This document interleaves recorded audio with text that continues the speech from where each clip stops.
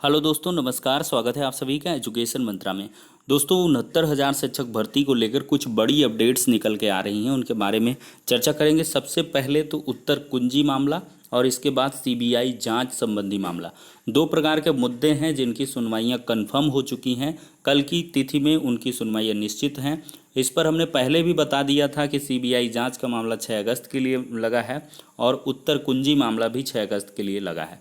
तो cause list बाकायदा जारी हो चुकी है और रिजर्व ऑर्डर को लेकर क्या कुछ स्थिति बन रही है। बीईओ के एडमिट कार्ड रिलीज हो चुके हैं, इस पर चर्चा करेंगे। और बीएड एग्जाम को लेकर लगातार विरोध प्रदर्शन छात्रों द्वारा किया जा रहा है, इसको लेकर भी चर्चा करने वाले हैं। तो चलिए दोस्तों, सबसे पहले तो हम बात करेंगे उत्तर कुंजी मामले के बारे में। देखिए, उत्तर कुंजी मामले के बारे में आप सभी लोग जानते ही हैं। कोर्ट नंबर 1 में जस्टिस पंकज कुमार जायसवाल जी और करुणेश सिंह पवार जी की ही डिवीजन बेंच में ये मामला लिस्टेड हुआ है। और 18th नंबर पर special appeal 154 of 2020 examination regulatory authority versus जो है ऋषभ मिश्रा एंड अदर्स आप देख सकते हैं। और भी जो कनेक्टेड इशू हैं वो इसके साथ ही के साथ कनेक्ट कर दिए गए हैं। तो कल ये बेहद महत्वपूर्ण सुनवाई है। कॉमन अंक्स को लेकर इस पर जो है बहस होगी और इसके बाद विद इन 2 मंथ के अंदर इस मतलब मामले को निस्तारित करने की बात सुप्रीम कोर्ट से वेस्ट डायरेक्शन आई थी। तो इस लिहाज से देखा जा सकता है कि कुछ महत्वपूर्ण आपको देखने के लिए मिल सकता है।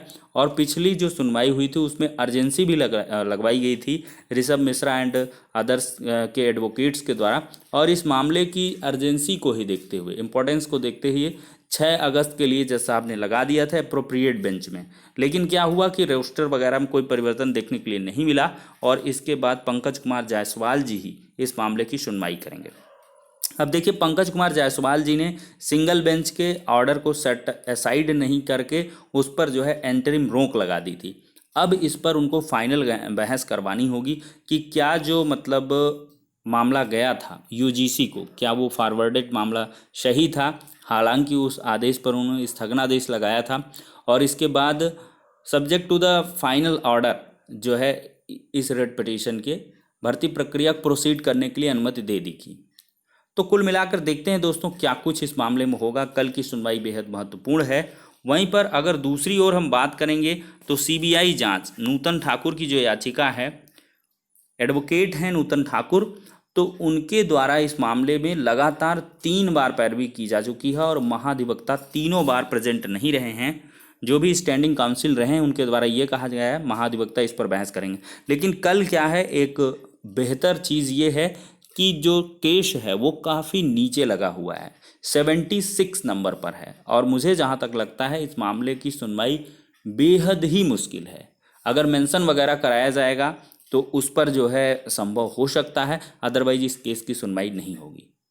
तो अगर नहीं होगी तो फिर विद इन 1 वीक के लिए टल जाएगा, अगले वीक इस मामले की सुनवाई होगी। मतलब काफ़ी निचले क्रम में ये केस लगा है, 76 सीरियल नंबर पर है।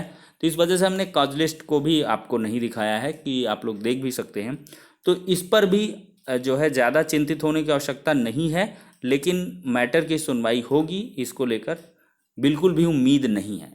लेकिन जो भी देखिए अपडेट होगी आप सभी को हम प्रोवाइड कर देंगे।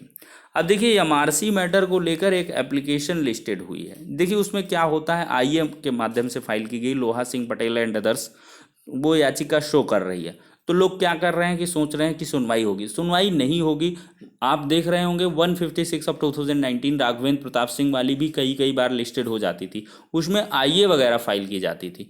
तो इस वजह से एमआरसी को लेकर बहुत सारे पिटिशनर वगैरह होंगे, कुछ भी मतलब छोटे मोटे इशू होंगे, तो इस वजह से वो एप्लीकेशन लिस्टेड दिखा रही है, लेकिन सुनवाई नहीं होगी।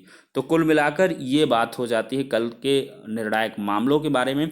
अब देखिए, ईडब्ल्यूएस मैटर पर जहाँ तक अपडेट ये है कि इस मामले की जो सुनवाई है वो नहीं हो पाई है और ये अगली डेट के लिए टल गया है। चूँकि ये क्या है, कॉज लिस्ट में नहीं आ पाया था। हमने पहले ही बताया था बैकलॉग फ्रेश केस चल रहे थे और इसके बाद एडिशनल में काफ़ी दूर जाके लगा था केस, तो इस वजह से इस प्रकरण की सुनवाई नहीं हो पाई। अब अगली अपडेट की ओर अगर हम बढ़ते हैं तो देखिए, बीईओ के एडमिट कार्ड, बहुत लोग कह रहे थे जब हमने एक अपडेट प्रोवाइड करती थी कि जो है 16 तारीख को ही एग्ज़ाम होगा, तो बहुत लोग परेशान थे कि फर्जी न्यूज़ है, ऐसे वैसे बहुत चीज़ें कह रहे थे। लेकिन आप लोग देख सकते हैं ऑफिशियल विज्ञप्ति आ चुकी है वो ऑफिशियल लेटर एकदम सही था जो कर्मचारियों से संबंधित था। आपके एडमिट कार्ड भी आ चुके हैं ऑफिशियल वेबसाइट पर, आप डाउनलोड कर सकते हैं। और दिव्यांग सेरेब्रल पॉलिसी वाले जो कैंडिडेट्स हैं उनके लिए भी कुछ गाइडलाइंस हैं। इस पर समय ज़्यादा ज़ाया न करते हुए हम जो है आगे की अपडेट पर बढ़ेंगे। कुल मिलाकर अभ्यर्थी अपने प्रवेश पत्र को uppsc.up.nic.in पर जाकर डाउनलोड कर सकते हैं। आपका एग्ज़ाम 16 अगस्त 2020 रविवार को 12 बजे से 2 बजे के बीच 18 जनपदों में करवाया जाएगा। देखिए, अपने रजिस्ट्रेशन नंबर, जन्मतिथि के आधार पर प्रवेश पत्र अनुदेश डाउनलोड कर प्रवेश पत्र में अंकित परीक्षा केंद्र पर नियत तिथि एवं समय पर 2 फोटो और आईडी प्रूफ की मूल प्रति एवं छाया प्रति लेकर सभी को उपस्थित हो जाना है। ठीक है दोस्तों, तो जो खंड शिक्षा अधिकारी परीक्षा से संबंधित हैं वो लोग वाकिफ हो लें। अब देखिए, वहीं दूसरी ओर आप लोग भले परेशान हो, लेकिन ये बीएड का जो एग्ज़ाम है वो 9 अगस्त को ही हो जाना है, क्योंकि गवर्नमेंट की पूरी तरीके से प्रिपरेशन है कि 9 अगस्त को एग्ज़ाम करवा लिया जाए। इसको लेकर व्यापक व्यवस्थाएं चल रही। हालांकि लगातार इस परीक्षा का अभ्यर्थियों द्वारा विरोध प्रदर्शन किया जा रहा है सोशल मीडिया पर। इसके बाद जो है ट्विटर के माध्यम से मुख्यमंत्री जी को बहुत सारे ट्वीट किया जा रहे हैं, लेटर भी लिखे गए। बहुत सारे शिक्षक संगठन जैसे यूटा वगैरह ये भी आ चुके हैं इसके विरोध में कि एग्ज़ाम नहीं होना चाहिए, मेरिट के आधार पर होना चाहिए। लेकिन कुल मिलाकर गवर्नमेंट के द्वारा ये कहा गया है कि स्पेशल टीम गठित की जाएगी, वो मतलब प्रभावित क्षेत्रों की निगरानी करेगी और 7 अगस्त को एक मीटिंग होगी, उसके बाद डिसाइड होगा। और जहाँ तक हमें लगता है कि ये लोग एग्ज़ाम अपना करवा ही ले जाएंगे, क्योंकि 16 तारीख को जो है आपका एग्ज़ाम का एक और कंफर्मेशन आ चुका है, चूँकि खंड शिक्षा अधिकारी के जो एडमिट कार्ड हैं वो रिलीज़ हो चुके हैं। देखिए क्या है, ये होता है कि जैसे बीएड का जो सत्र है वो लेट होगा और इससे बहुत सारे कॉलेजेस वगैरह जो हैं तो उसमें जो है फीस वगैरह जमा होगी, तो उन सब का बहुत ज़्यादा व्यवधान होता है, लॉस होता है। तो इस वजह से इस एग्ज़ाम को करवा लिया जाएगा आई थिंक उसके अकॉर्डिंग।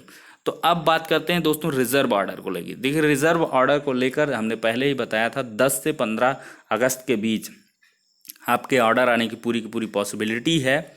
और 10 अगस्त के बाद से आपका जो समय है वो स्टार्ट हो जाएगा। हालांकि कुछ बीच में अवकाश भी पड़ रहे हैं, 15 अगस्त है और इसके बाद जन्माष्टमी के अवकाश हैं, तो उनके जो वर्किंग डेज़ हैं उनमें पूरी प्रबल संभावना है।